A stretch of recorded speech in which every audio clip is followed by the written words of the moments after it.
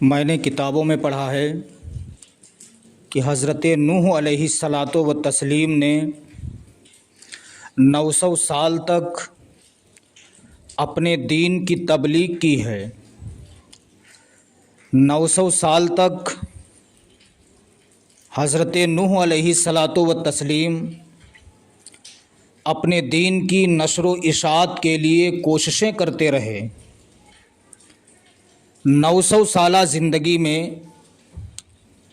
صرف 80 لوگوں نے ان کا کلمہ پڑھا، لیکن ہم اور آپ جس نبی کا کلمہ پڑھتے ہیں، جس نبی کے امتی ہیں، اس نبی کی عظمت و شان دیکھیے۔ 40 سال تک خاموش رہے۔ 40 سالہ زندگی آپ دیکھیں،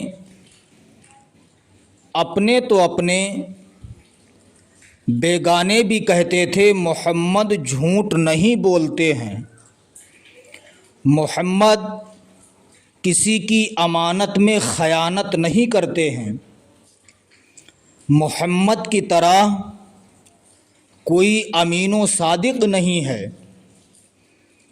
یہ اپنے تو اپنے غیر بھی کہا کرتے تھے۔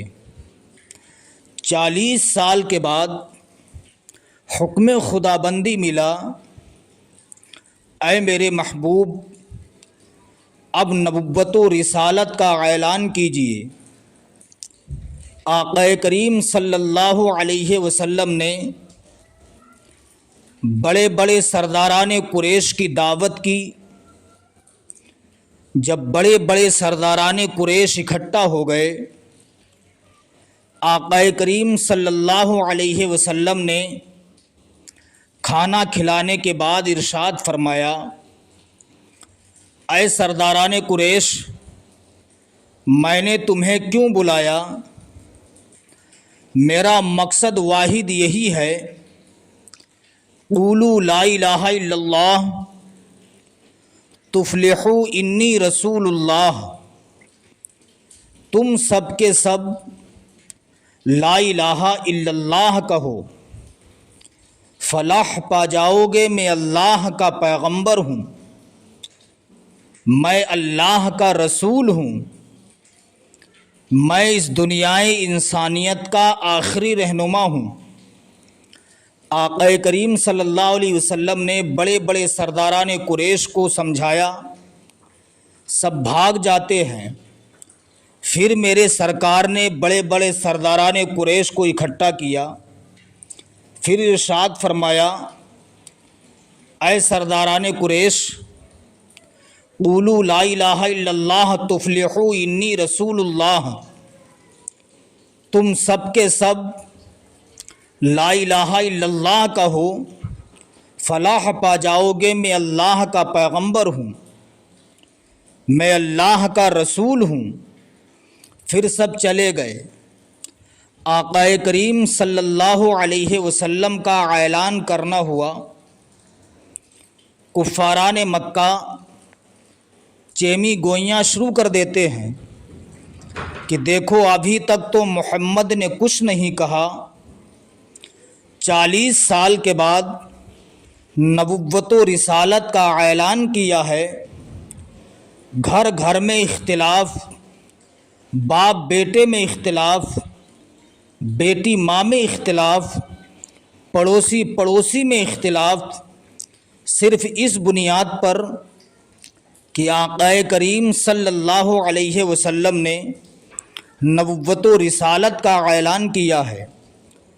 حضرت بلال حبشی کا گزر ہوا، جنہوں نے ابھی کلمہ نہیں پڑھا۔ کفاران مکہ نے بلال حبشی کو بلایا، بلانے کے بعد کہتے ہیں بلال کیا کچھ سنے ہو؟ حضرت بلال کہتے کچھ نہیں۔